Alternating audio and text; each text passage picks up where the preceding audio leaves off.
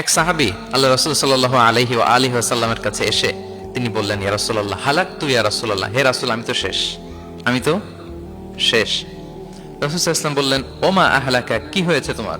তো সে বলে, ওয়াকাআতু আলা ইমরাআতি ফি রমাদান, আমি তো রমজান মাসে দিনের বেলায় আমার স্ত্রীর সাথে মেলামেশা করে ফেলছি, একেবারে ফাইনাল মেলামেশা, আমার সিমেন আউট হয়ে গেছে বডি থেকে। এজন্য সে অস্থির হয়ে রাসূল সাল্লাল্লাহু আলাইহি ওয়াসাল্লামের কাছে এসে, ইয়া রাসূল আমি তো শেষ, আমারে বাঁচান। কি হয়েছে? বলে, দিনের বেলায় রমজানে স্ত্রীর সাথে মেলামেশা, ইন্টিমেসি নিষেধ, আমি তো ইন্টিমেসিতে চলে গেছি, আমার কি হবে, আমারে বাঁচান।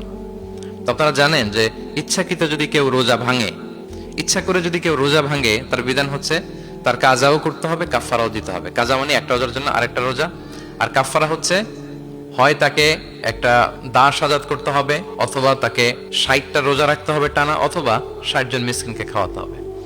তো সে যখন এসে বললো, ইয়া রাসূলুল্লাহ আমাকে বাঁচান, কি করবো আমি? রাসূল সাল্লাল্লাহু আলাইহি ওয়াসাল্লাম বলেন, আচ্ছা ঠিক আছে, তুমি এই কাজ করে ফেলছো, তোমার তো পেনাল্টি হয়েছে। তো পেনাল্টি কি? তো বলে যে, রাসূল সাল্লাল্লাহু আলাইহি ওয়াসাল্লাম বলেন যে, তুমি একটা দাস আজাদ করে দাও। বলে, ইয়া রাসূলুল্লাহ এই সক্ষমতা আমার নাই, আমি দাস আজাদ করবো কোত্থেকে? আচ্ছা এটা পারবা না, তো তাহলে টানা 60টা রোজা রাখো কাফারা হিসেবে, টানা 60 দিন রোজা রাখতে হবে, রমজান চলে যাওয়ার পরে 60 দিন রোজা, এটা রাখো। বলে, ইয়া রাসূলুল্লাহ এটাও পারবো না, আমি টানা 60 দিন রোজা আমি রাখতে পারবো না। আচ্ছা এটাও যদি না পারো, তাহলে তুমি 60 জন মিসকিনকে খাবার খাইয়ে দাও। এবার সে বলে, ইয়া রাসূলুল্লাহ খাবারও খাওয়াতে পারবো না, আমি এই সামর্থ্য নাই, কি বিপদ। দাস আজাদ এটাও পারবা না, টানা 60টা রোজা এটাও পারবা না, 60 জন মিসকিনকে খাবার দিবা তাও পারবা না, তো কি আর করা, বসো এক পাশে বসে আছেন উনি, অন্যান্য কাজ সারতেছেন। হঠাৎ এক ঝুড়ি খেজুর রাসূল সাল্লাল্লাহু আলাইহি ওয়াসাল্লামের কাছে আসলো, এক ঝুড়ি সাদাকার খেজুর আসলো। আসার পর রাসূল সাল্লাল্লাহু আলাইহি ওয়াসাল্লাম বললেন, ওই লোকটা কই যে এই কাজ করে ফেলছে, তাকে নিয়ে আসা হলো। রাসূল সাল্লাল্লাহু আলাইহি ওয়াসাল্লাম বললেন, যাও, দাসও আজাদ করতে পারবা না, 60টা রোজাও রাখতে পারবা না, 60 জন মিসকিনকে খাবারও দিতে পারবা না, তাহলে এক ঝুড়ি খেজুর আমার দরবারে আসছে, চ্যারিটির সাদাকার খেজুর, যাও এগুলো গরিবদের মাঝে বিতরণ করে দাও, তাসাদ্দাক বিহা ফিল মাদিনা, মদিনায় বিতরণ করে দাও।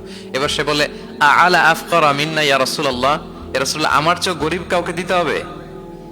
রাসূল সাল্লাল্লাহু আলাইহি ওয়াসাল্লাম বললেন, হ্যাঁ গরিব কাউকে দিবা। বলতেছে, এই পুরো মদিনাতে আমার চেয়ে গরিব আর কেউ নাই। কি বিপদ, তোমার চেয়ে গরিব আর কেউ নাই? বলতেছে, আমি সবচাইতে মদিনায় গরিব। বলতেছে, তাহলে কি আর করবো, যাও তুমিই খাও, নিয়ে যাও বাসায়, তুমি আর তোমার ফ্যামিলির সবাই মিলে এটা খাও। চিন্তা করেন, আসছিল পেনাল্টি দিতে, নিয়ে গেল এক ঝুড়ি খেজুর। দেখেন what is the flexibility of Islam, ইসলাম কতটা ফ্লেক্সিবল, মানুষের সুবিধা অসুবিধাকে ইসলাম কতটা গুরুত্ব দেয়।